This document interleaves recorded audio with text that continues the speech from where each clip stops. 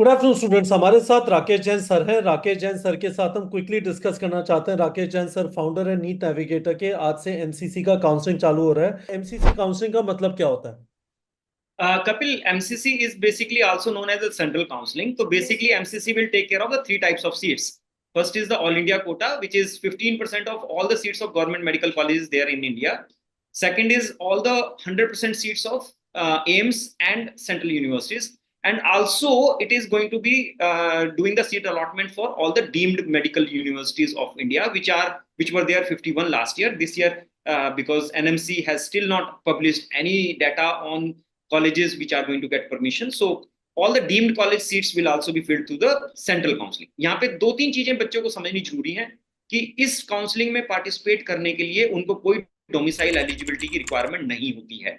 तो ये इसीलिए इसको हम सेंट्रल काउंसलिंग बोलते हैं, क्योंकि इसमें पूरे इंडिया का बच्चा जिसने भी नीट को क्वालिफाई किया है वो पार्टिसिपेट कर सकता है, अगर वो इन तीन तरह की सीटों में से किसी में अलॉटमेंट की उम्मीद कर रहा है। पर आपने एक चीज शायद मिस की। ये लोग एमसीसी दिल्ली की भी काउंसलिंग करेंगे काफी सारे कॉलेजेस की, राइट? देखिए, actually Delhi is a different, एक अगर हम बात करें कि from the stand point of as a state, Delhi has a very different status. तो क्योंकि दिल्ली के जो दो तरह के वो है, एक तो डीयू के और एक आईपी के सेंट्रल इंस्टीट्यूशंस, और तीसरा है आईपी के state institutions like Baba Saheb Ambedkar, NDMC and NDMC. Army college of medical sciences. तो actually army medical college plus Baba Saheb Ambedkar plus NDMC, इसका सेंट्रल कोटा जो होता है वो एमसीसी के थ्रू फिल होगा, बट स्टेट कोटा के लिए आपको आईपीयू की यूनिवर्सिटी की काउंसलिंग के थ्रू जाना और पड़ेगा। बाकी जो है आपका यूसीएमएस है, मौलाना आजाद है, एलएचएमसी है, वो सारा एमसीसी करेगा, राइट? यस, उसका स्टेट का जो दिल्ली स्टेट की जो वो है, वो सीट्स जो उन दिल्ली यूनिवर्सिटी के कॉलेजेस हैं प्लस आईपी यूनिवर्सिटी के जो सेंट्रल इंस्टीट्यूशंस हैं, जैसे वर्धमान महावीर की भी 100% सीट अलॉटमेंट एमसीसी करेगा, जबकि वर्धमान महावीर आपके आईपीयू के अंडर आता है, उसके बाद भी उसकी अलॉटमेंट एमसीसी करेगा, वो आईपीयू के अंडर नहीं आएगा। सर मैं क्विकली शेयर करना चाहता हूँ ये वाली स्क्रीन आपसे। Let's go through this schedule and एक बार स्टूडेंट्स को इसका लॉजिक समझा देते हैं। ये 4 राउंड्स में होगा। क्या हम इन 4 राउंड्स को राउंड 1, राउंड 2, मॉप अप और स्ट्रे बोल सकते हैं, या राउंड 1, राउंड 2, राउंड 3, राउंड 4 बोलना बेहतर है? क्योंकि they are not using the phrase, as far as I understand now, they are not using the phrase mop up and stray now. तो हमें वो फ्रेज यूज करना चाहिए, नहीं करना चाहिए? Kapil, that's a very important question, and that's a very valid understanding की which we need to have. देखिए, हमें यहाँ पे ये समझना जरूरी है कि किसी राउंड को मॉप अप राउंड क्यों बोला जाता था और किसी राउंड को स्ट्रे राउंड क्यों बोला जाता था। मॉप अप और स्ट्रे राउंड में सबसे बड़ा अंडरस्टैंडिंग जो हमें जरूरत है कि मॉप अप मीन्स कि जितनी भी हॉरिजॉन्टल रिजर्वेशन थी वो उसमें क्लैप्स हो जाती थी, जो कि वर्टिकल रिजर्वेशन कैटेगरीज थी।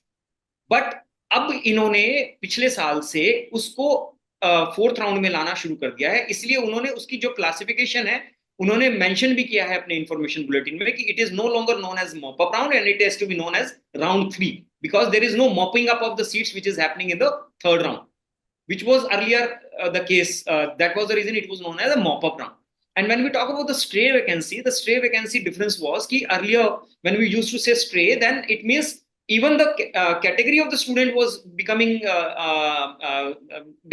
irrelevant, and all those applicants who were available for that particular set of seats used to get allotment. But now it is not the case.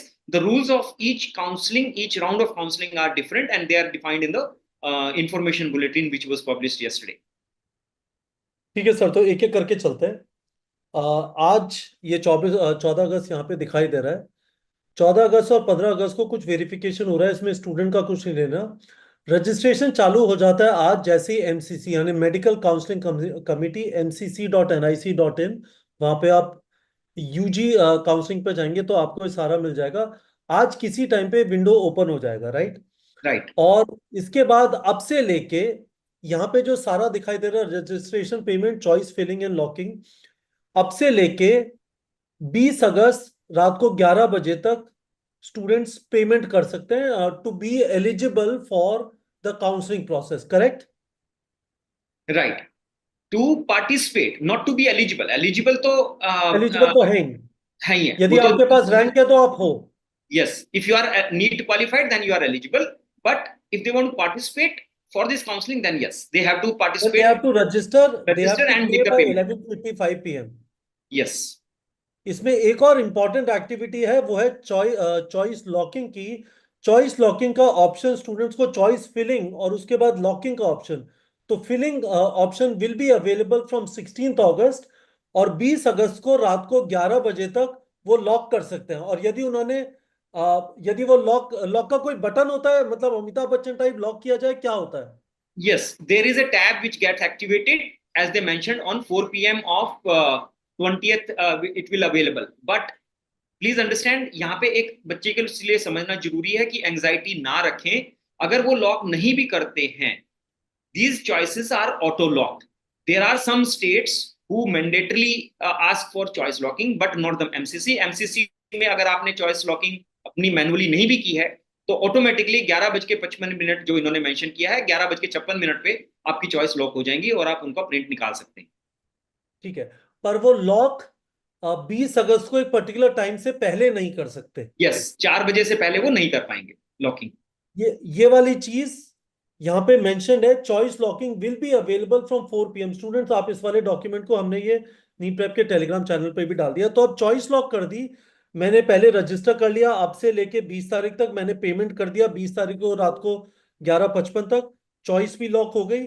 उसके बाद प्रोसेसिंग ऑफ सीट अलॉटमेंट, तो अंदर कुछ पहिया घूमता है, पता चलता है कुछ कुछ 2 दिन हो रहा होता है, क्या हो रहा है sir? Basically Kapil, seat allotment is a very interesting process. हालांकि वो इस वीडियो में अगर हम समझाने की कोशिश करेंगे तो वो बहुत लंबा प्रोसेस हो जाएगा, but seat allotment the way computer does it is very very interesting. तो बेसिकली ये कुछ नहीं होता, इसमें कोई मैनुअल इंटरवेंशन नहीं है। तो बेसिकली जो आपने चॉइसेस डाली हैं और जो आपका नीट रैंक है और जो आपका कैटेगरी होगा उसके बेस पे आपको एक अलॉटमेंट कंप्यूटर करेगा। तो जनरली जैसे इन्होंने लिखा है कि 21 और 22, आई एम एज्यूमिंग कि probably on 22nd MCC will release a provisional result for round 1, और उसमें वो आपको टाइम देते हैं मे बी बाय मतलब कपल ऑफ आवर्स, कि जहां पे वो आप अगर आपको कोई उस रिजल्ट में कोई गलती लगती है या कोई चैलेंज आप कुछ करना चाहते हैं तो आप उसमें एक स्पेसिफाइड मेल पे अपना ऑब्जेक्शन लिख सकते हैं। तो 23rd को वो बोल रहे हैं कि हम लोग आपका फाइनल रिजल्ट रिजल्ट पब्लिश कर पब्लिश दें। कर देंगे। यस, और उसके बाद और बच्चे उसके को बाद उसके बाद उसको सीट अलॉटमेंट लेटर उसके लॉगिन पे मिल जाएगा, और उस सीट अलॉटमेंट लेटर के बाद ही वो अपने उस रिस्पेक्टिव इंस्टीट्यूशन में जाके ज्वाइन कर सकता है फ्रॉम 24th to 29th के बीच में।